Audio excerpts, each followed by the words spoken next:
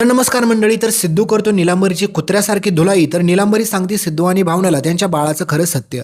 तर नक्की काय घडतं त्याला संपूर्ण अपडेट जाणून घेऊया. तुम्हाला माहितीच आहे मित्रांनो, ह्या निलांबरीने सिद्धू आणि भावनाचा मुलगा गायब केलेला असतो. पण त्याच्यानंतर निलांबरीला असं वाटतं की त्या गुंडांना तिने ज्या पैसे दिले ना, त्यांनी सिद्धू आणि भावनाचा मुलगा संपवून टाकला असेल, म्हणजे तो आता राहिलाच नसेल.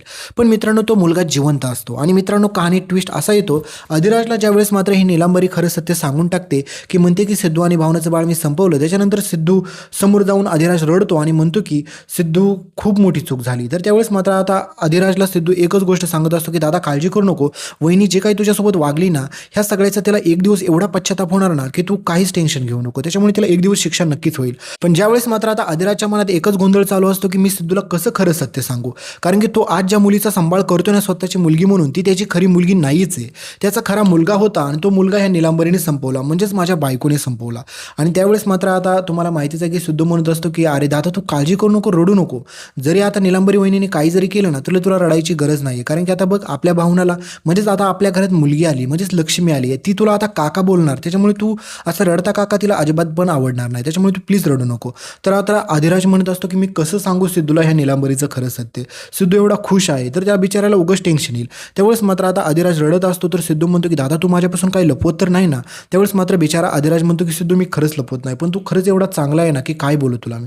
पण त्यावेळेस मात्र आता अधिराज म्हणतो की कधी ना कधी तुला कळणारच आहेस, तर मी ते आज सांगूनच टाकतो. तर सिद्धू तुला एक खरी गोष्ट सांगतो की तुला तर खरं मुलगा झाला होता, मुलगी नाही. तर त्यावेळेस मात्र आता अधिराज दादा असं काय बोलतो. त्यावेळेस मात्र सिद्धू म्हणतो की अरे दादा तू असं काय बोलतोय, असं कसं शक्य आहे, कारण की आम्हाला मुलगीच झाली होती.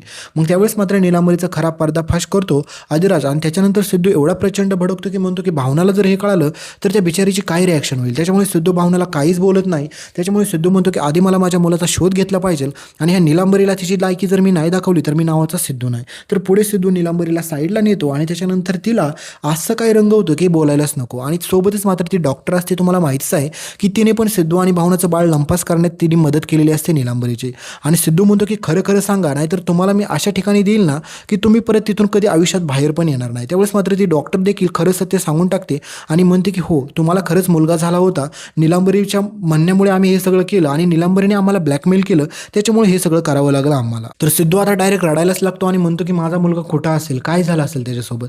त्यावेळेस मात्र आता खूप साऱ्या गोष्टी अशा भाहेर येतात सिद्धूसमोर. त्यामुळे बिचाऱ्या सिद्धूला एवढं वाईट वाटतं. सिद्धू पुढे ह्या निलांबरीला डायरेक्ट जाऊन थोबाड फोडतो तिचा आणि म्हणतो की खरं खरं सांग माझा मुलगा कुठे आहे. त्यावेळेस मात्र निलांबरी म्हणते की हो हो सिद्धू एवढा नको हवेत उडू, कारण की आता त्याच्यानंतर माझं बाळ जन्माला येईल ना, म्हणजेच माझा मुलगा ह्याच गाडेपाटलाच्या घराचा वारसदार होईल. पण तुझा मुलगा तर संपला कधीच सिद्धू, मला माफ कर, कारण की त्याला मी अशा लोकांकडे दिलं, त्या लोकांनी त्याला कधीच जिवंत सोडलं नसेल, कधीच तुझा मुलगा संपला. त्याच्यामुळे आता गपचूप ती मुलगी आहे तिचा सांभाळ कर आणि गप बस तिथं. तर आता सिद्धूला हे कळतं. त्यावेळेस मात्र सिद्धू शांत बसत नाही. सिद्धू ह्या निलांबरीचं थोबाड तर रंगवतो, पण त्याच्या मुलाचा शोध घ्यायला सुरुवात करतो. तर पुढे मित्रांनो सिद्धू आणि त्याच्या मुलाची कशी भेट होती हे पाहणं जरा जास्त रंजकच ठरणार आहे. तर हे सगळं तुम्हाला पुढे पाहायला भेटणार आहे. त्याच्यामुळे इथपर्यंत व्हिडिओ पाहिला असेल तर व्हिडिओला लाईक करा, चॅनलला सबस्क्राईब करायला विसरू नका, सोबतचं बेल नोटिफिकेशन ऑन करा. व्हिडिओला हाईप तर नक्की करा मित्रांनो, आणि कमेंटमध्ये तुम्हाला काय वाटते सिद्धू भावनाला त्यांचं हक्काचा मुलगा भेटेल का नाही हे कमेंटमध्ये नक्की सांगा. धन्यवाद.